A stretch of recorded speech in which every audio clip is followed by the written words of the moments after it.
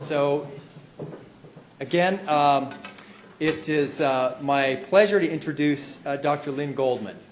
And Dr. Goldman is the Dean of the George Washington University School of Public Health and Health Services.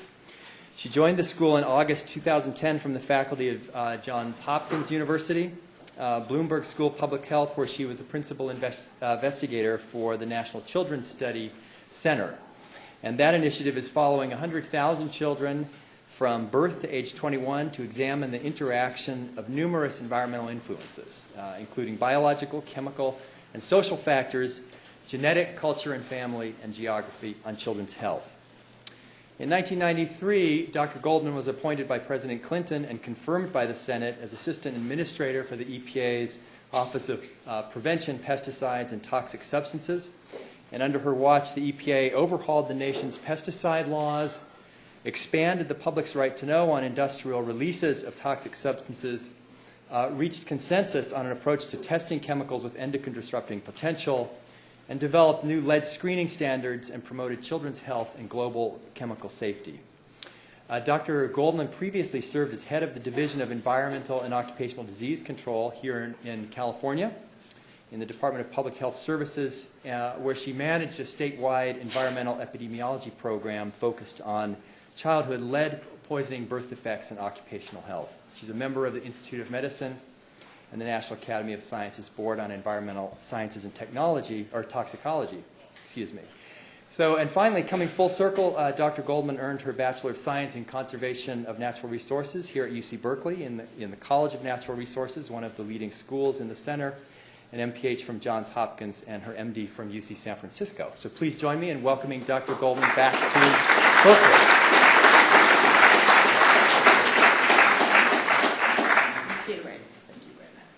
So I know that this is meant to be kind of a dialogue, and so I did not bring slides, but I did start with a few opening thoughts, and I guess the first thought being one of great appreciation for being invited to come back here. It's always wonderful to come back to California, and it's great to see all of you here today, and especially to hear about the wonderful things that are happening here with green chemistry, which is very exciting. And I'm going to bring to you two perspectives, and one perspective is really kind of the environmental health perspective. I think I might be the first health person to speak. But then another perspective is one of a former regulator who for several years was responsible for the regulation of toxic chemicals under federal law in the United States. But as an environmental health person, I start with the definition of health and what are we trying to achieve when we talk about health. And it was the World Health Organization that said that health has to do with the complete state of well-being, physical, mental, and social, and not just the absence of death, disease, and infirmity. So that is a very important concept, that health is a very broad concept, and that it isn't just about keeping people from dying. It's also about making people healthy and providing, if you may, conditions where people feel good. And environmental health is very closely related to that because that's about providing the conditions that promote health. And that can be about research that achieves that policy work and work that everybody does in their day-to-day life. And I've worked for a number of years with the Institute of Medicine on this issue of environmental health through the Roundtable on Environmental Health Sciences at the Institute of Medicine, which at this point I chair.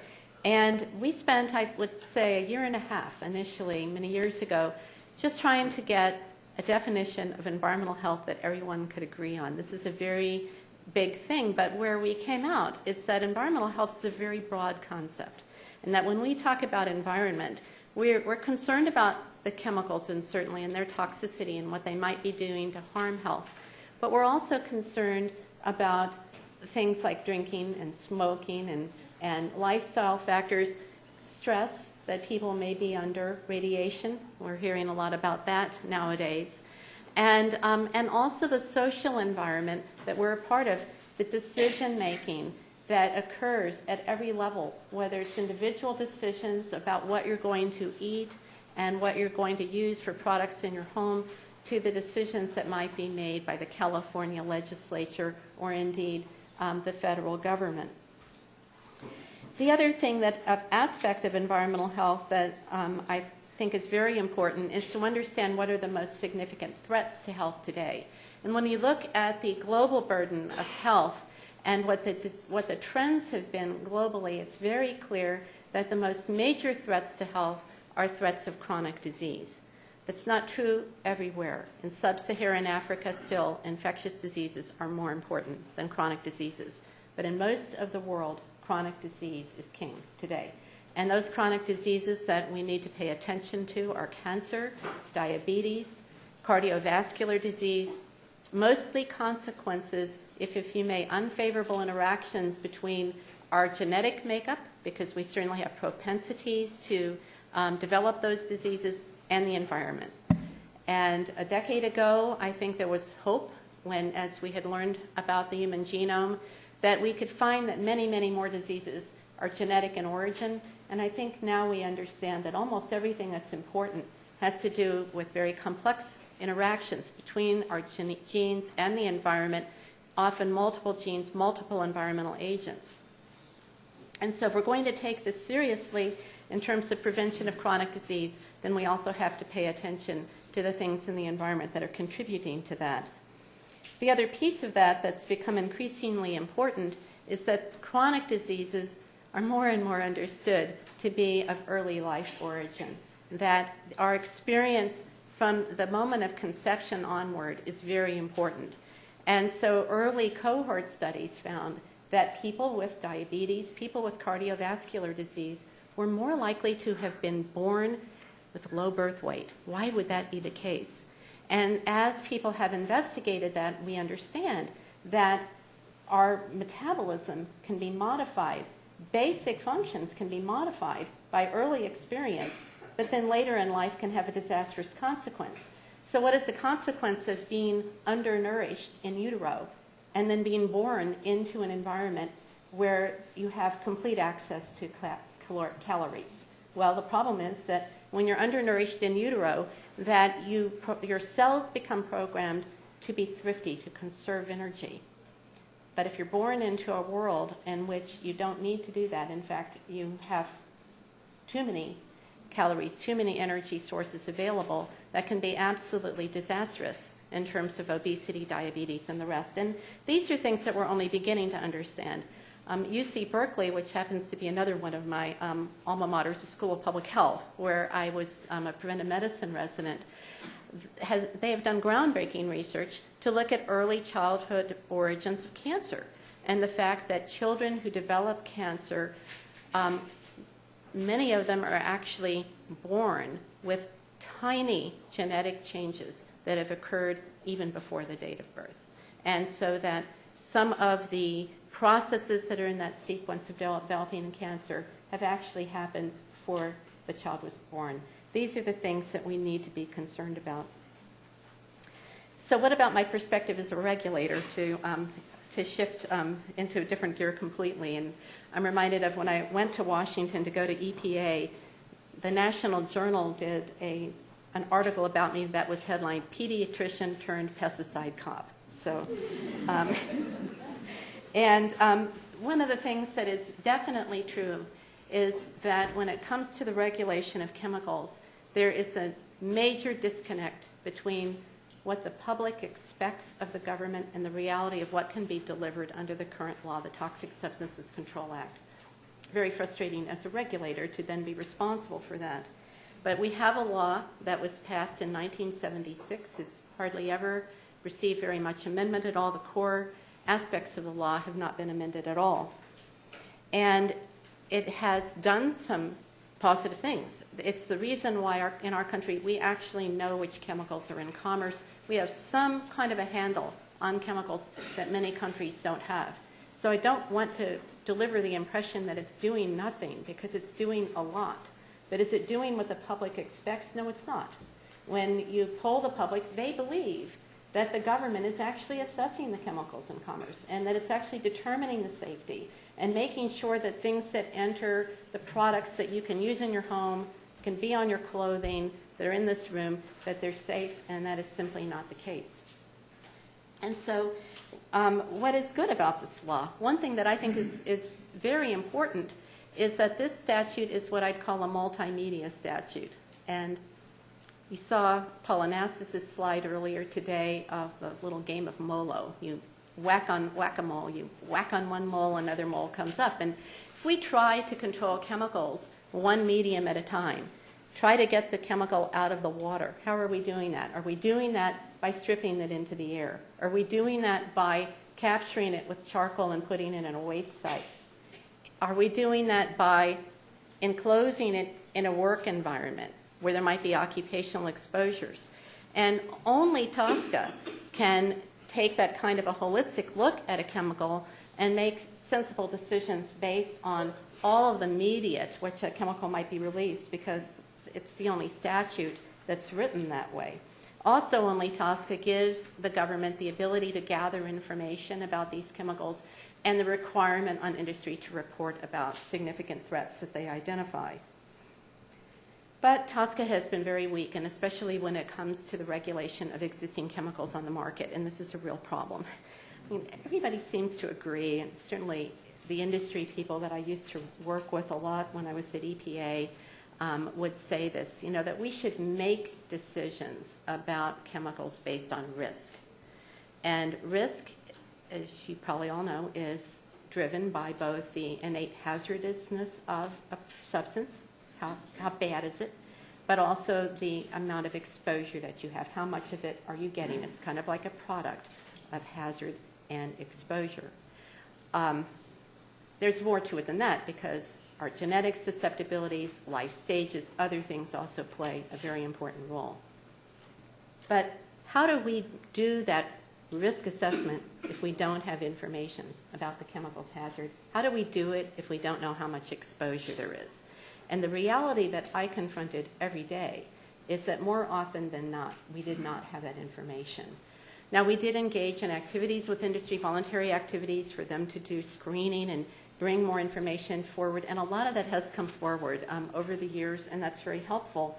But I would say that we're still far short of where we ought to be in terms of understanding about both the hazards and the exposures, and left in a situation where it's very difficult to sensibly understand this thing called risk. The other thing that has been a problem has been that the statute was written in a way to make it very difficult for EPA to take action. And so there are so many requirements to say that a chemical would not only be banned, which is a very extreme action to say that you can't use the chemical at all for any use. Only a few chemicals have ever been banned. But even to restrict the use of existing chemicals on the market, it's very difficult for EPA to do that in the law. On the other hand, there is a completely different approach for new chemicals. We've heard a lot about new chemicals today and the promise of a lot of these newer technologies. So what happens if somebody has a new chemical and they want to bring it on the market? They need to come to EPA with a pre-manufacturing notice that provides a lot of basic information about that. And then EPA basically has a decision point where it can allow or not allow that thing to move forward. And if EPA has any doubt at all on the basis of the structure and activity and other attributes of that chemical, it can put roadblocks in the way. It can say, you can bring this one forward, but you can't use it in a work environment where it might have skin contact because it looks like it might be absorbed through the skin. You can't release it to water. You must keep it in an enclosed container. Restrictions can be placed. I think that's all to the good. I think that's a wonderful thing. But it's then not a level playing field. Think about it if you are DuPont and you want to bring something new onto the market. It's going to compete with some existing chemical about which EPA knows nothing. And EPA can put all these roadblocks in your way for your new thing, and the existing thing, which might be 100 times worse, is just fine because we don't know anything about it. And the way that the law is written, because of the grandfathering and of the chemicals at the time TSCA was passed, that's okay. And so we don't actually have a level playing field. We actually don't have a process that encourages the bringing to the market of newer, safer chemicals. And the other thing that's absolutely very perverse in the system that I can't resist mentioning, what happens if you take one of your existing chemicals, you want to be a good guy, and generate a lot of that information? Generate a whole lot of information. Some of that information will be reportable to EPA. And then there will be a report in the EPA database on your chemical But the competitor chemicals for the same uses, if they just sat there and, kept their thing to the vest, didn't assess it, they're fine. It's scot-free. There's not a black mark on their record. And so there's, again, a lack of a level playing field, because if you go through the trouble as a company to generate information, and even if what you find out are not major issues, they might be minor issues, but still, your chemical gets a black mark, the other ones don't, you have been competitively disadvantaged by trying to do a good thing. So, to say the least, I think this is a law that needs to be changed. There's a very odd political climate in Washington right now. One of the advantages of being in Washington is that I do get to experience some of that, and I had the absolutely surreal experience in the last month of twice testifying before Congress. First, I went before Congress's Senate, and Senator Lautenberg, they're very interested in trying to reform this thing called the Toxic Substances Control Act. And there we were. If you just picture this, I'm there testifying, but so is a representative from the Chemical Industry Trade Association, another industry association, a couple of environmental groups, a labor group, all telling them the same thing, which is that this law needs to be reformed. We can all work together. We can make this happen. It was really kind of singing Kumbaya together. And then 2 weeks later, I'm before the House of Representatives, and they are looking at this this Taxpayers Carbon Tax Protection Act of 2011. I think that's what it's called, something like that, which is basically a bill that says that, that any effort to regulate carbon by EPA is a tax, that it's a terrible thing. Actually, all of EPA regulation is what has brought the economy down at this point. We'd be fine if it weren't for the EPA. Thank you. And no, I'm not making this up. Climate change is not happening. And basically stripping all of EPA's authority under the Clean Air Act to regulate carbon, reversing EPA's endangerment finding on climate change, and saying that the exemption that the state of California has for regulating climate emissions from cars should be taken away as well. That actually went through the House of Representatives, just breezed through. Immediately after the hearing, I don't think my testimony made much of a difference at all.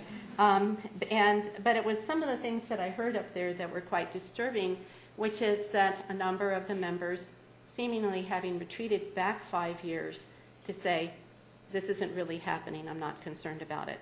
And so, I think there could be possible scenario federally with some progress on toxics and that piece in terms of the green chemistry picture. And on climate, I'm not very optimistic right now, having watched the performance of this committee. But this might be a good time, if we have time, to dialogue about all of this. Okay.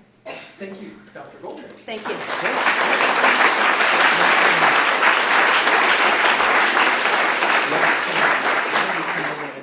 Sure. Brief conversation and.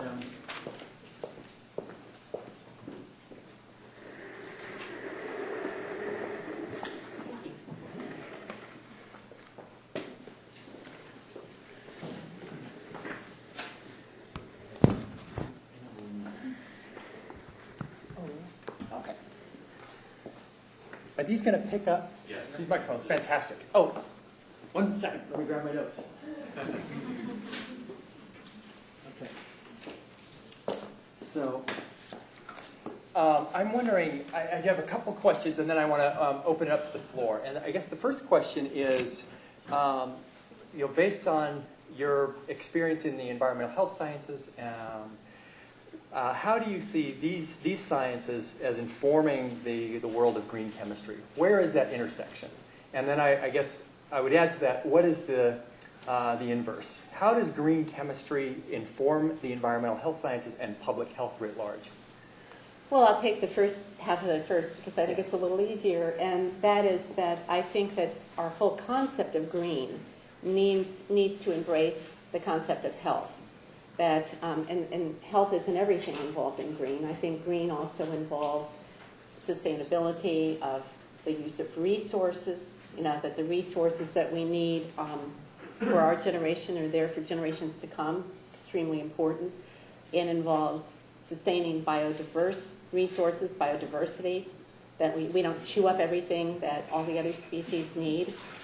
But health, it seems to me, is just integral to what green chemistry and engineering is about. And in fact, I think if you look at the slide that DuPont had developed for its work, many of those metrics are basically health metrics. Mm-hmm. In terms of the other way around, I think that we need to learn from the concepts of green chemistry to rethink our approaches to environmental health.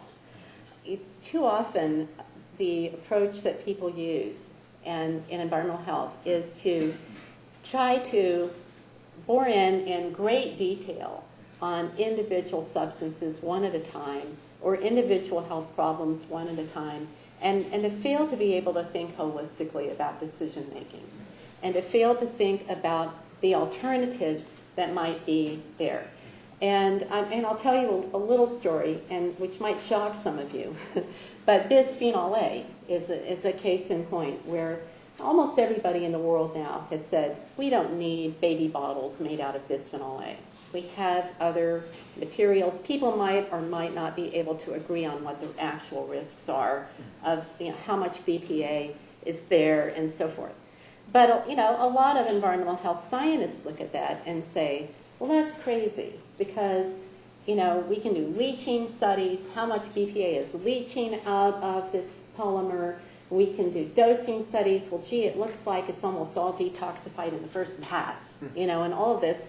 And so really it's hard to document there's very much health risk from a baby bottle. But what's the trade-off for the consumer? The alternatives that don't provide the BPA are actually cheaper, and they're readily available, and they appear to be safe. And so the way that people make decisions is very different than how a lot of environmental scientists think. On the other hand, that same substance, BPA, it's in epoxies that line the cans for liquid infant formula. And a lot of people have said, well, if you're going to remove it from baby bottles, let's remove it from the formula cans. No problem, no brainer, right? Well, wait a minute. What's it doing there? So, one, do babies need liquid infant formula? Well, most babies don't. Most babies, one, you want them to be breastfed. Two, if they have to have formula, they can use a powder. They don't need the liquid. But there are babies for whom a sterile formula is absolutely necessary because they have an immunodeficiency. They can't, and powder is not sterile. There are babies that have metabolic abnormalities that need specialized formulas. These formulas aren't available in a powder. They're only available in a liquid form. And so, the flip side of this is that, well, so if it's bad, let's just ban it. But sometimes when you do a good thing, you also can do a bad thing. You have to look very carefully at what the alternatives are, and would those be microbiologically safe, and would they be able to provide, the specialized foods that some of these sicker infants need? And those are the kinds of things that you have to think about. Uh-huh. I guess, so picking up on that, and also from the comments of Mr. Fewer and Mr. Samiti, and as we've been speaking about in the conference today, about a transformation, generational transformation of the design, production, and use of chemicals and the chemical enterprise. And sort of getting to your comments about the Toxic Substances Control Act and your challenges there, and the efforts to reform that are ongoing, what do you see as the role of public policy in driving investment and innovation in green chemistry? Oh, I think it's absolutely critical. I'm remembering many years ago, I was involved in the negotiations internationally on a treaty called the Stockholm Convention on Persistent Organic Pollutants. And this treaty says that certain things would be banned from international commerce or would be restricted because they're persistent, they just build up in the environment, they're creating a global health threat. And within the White House, in discussing the policy, the trade offices and the commerce offices really didn't like this. And, and they accused me of, well, you're trying to tell people what they can sell and what they can trade and what they don't. And the answer to that was, yes, we are. Yes. And that means that you do want to see change. You want to see change. And so policymakers have a very critical influence on marketplace. I mean, if you say, if it's persistent, if it's going to accumulate in the food chain, you can't sell it, then, you can force the transition to things that are less persistent. Sometimes those things aren't safe. I'm reminded of how, DDT, which is a powerful insecticide, was followed by organophosphates and carbamates, which are also powerful insecticides, which are not persistent, but are also very toxic. Now many of those are some of those global lists that you can't trade in. And so, we're trying to move toward things that are safer, that are less persistent, that, turn into something harmless, not a waste, that don't create things that are harmless when you make them. And I think that, that policymakers, your policy makers that were here today, I have to say, testifying before these congressional committees, I didn't see very many people like that. And I think that one of the things that really needs to happen in order to support these kinds of changes is more education of consumers. It's been interesting to me, ever since the organic food standard was adopted by USDA, and speaking of USDA certified organic food, and then this huge industry of providing that food grew up. Not everybody loves it. Some of the true blue organic agriculture people don't like any corporation doing this, but consumers have really shown their preference for something that's safer. And along the same lines as the baby bottles. Look, this little amount of the pesticides, it may not be dangerous, but I can purchase food that I know is free of that, then I don't have to worry about it. I think peace of mind is part of health too, and people will respond to those pressures. But somehow, in the politics of chemicals, and I would also say climate change, that hasn't quite hit a point where it's affecting voting. And in fact, with climate change, I think in the last election, that concern about a tax on carbon, or that cap and trade was really a tax on carbon, actually helped build the majority for the Republicans in the House of Representatives, and that they saw that as an issue where they could get votes. And I think it's unfortunate because I think it tells us how much work we need to do to educate. Anyway. Thank you. Good. Thank you. Why don't we take? We have 2 minutes late. Yeah, I know. So we have a panel discussion where we can have. Do you want to do that? Okay. Do you want to do that? And we'll have Dr. Goldman up on the panel after the next couple of. Yeah. She'll go first on the panel. Okay. Well, please join me in welcoming and thanking Dr. Goldman.